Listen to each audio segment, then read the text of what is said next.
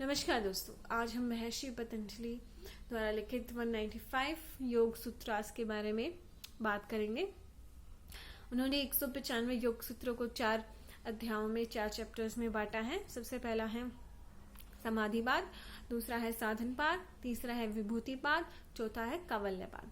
तो सबसे पहले समाधिपाद में उन्होंने बताया है कि आपको योग का लक्ष्य क्या है। योग का लक्ष्य है समाधि को प्राप्त करना, अर्थात मोक्ष की प्राप्ति। मोक्ष की प्राप्ति मतलब जीवन मरण के बंधन से छूट जाना और भगवान की प्राप्ति करना, अपनी आत्मा को परमात्मा में विलीन कर देना। फिर उन्होंने इसमें बताया कि योग की परिभाषा क्या है और योग के लिए खुद को कैसे तैयार करना है, कौन कौन सी प्रिपरेशन है जो आपको पहले योग के लिए मानसिक और शारीरिक, तो मानसिक रूप से आपको कैसे खुद को प्रिपेयर करना है कि हाँ अब मैं योग के लिए रेडी हूँ। दूसरे जो चैप्टर है वो है साधनपाद। साधनपाद मतलब जो हमें समाधि प्राप्त करनी है उसके क्या क्या साधन है।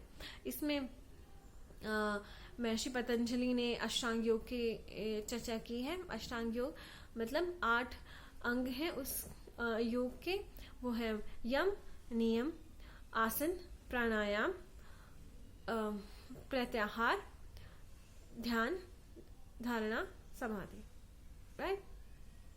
तो जो यम है उसके भी 5 पार्ट है, नियम है उसके भी 5 पार्ट है, आसन स्थिर सुखम आसनम, अर्थात जब भी आप किसी अवस्था में सुखपूर्वक बैठते हैं वही आपका आसन है। प्राणायाम है, उसके बाद प्रत्याहार है। प्रत्याहार मतलब अपने खुद की जो इंद्रियां हैं उसको बाहर जो जगत है उससे, मटेरियल वर्ल्ड से दूर करके वैराग्य की तरफ आना है। फिर है धारणा, किसी भी इष्ट देव में या भगवान में अपनी धारणा करना, ध्यान, और फिर समाधि। इसमें महर्षि पतंजलि ने उस तक प्रत्याहार तक ही इसका वर्णन किया है। अगला जो है विभूतिपाद, उसमें धारणा, ध्यान और समाधि को डिटेल में उन्होंने बताया है। और उन्होंने बताया है कि जब भी हम योग मार्ग में अग्रसर होते हैं, योग की प्रैक्टिस कर रहे होते हैं हम, तो हमें कुछ सिद्धियां मिलती हैं, शक्तियां मिलती हैं, जिससे हमें पता चलता है कि हाँ हम सही डायरेक्शन में चल रहे हैं। तो सबसे पहले क्या है, हमारी आंखों की रोशनी बढ़ती है, हमारी सूंघने की शक्ति बढ़ती है, भूख प्यास पे हमारा कंट्रोल हो जाता है, गर्मी सर्दी से पे हमारा कंट्रोल हो जाता है, और जो हमारी दूसरों के मन को पढ़ने की बात है, भविष्य में झांकने की सिद्धियां हैं, वो हमें सभी प्राप्त हो जाती हैं।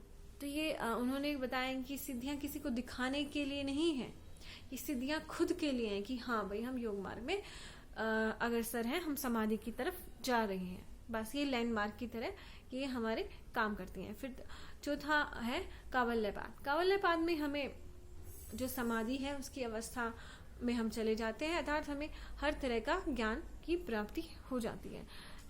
अच्छा कर्म क्या है, बुरा कर्म क्या है, हर तरह का हमें ज्ञान हो जाता है।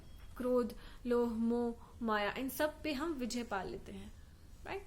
तो इस तरह से मैंने आपको जो पतंजलि के योग सूत्र हैं उनके बारे में इंट्रो दिया, और नेक्स्ट वीडियोस में मैं आपको एक एक योग सूत्र की बारे में आपके साथ चर्चा करूंगी, और अष्टांग योग पे भी हम एक इंट्रो की वीडियो बनाएंगे। तो योग के बारे में जानने के लिए मेरी वीडियोस को देखते रहें। धन्यवाद।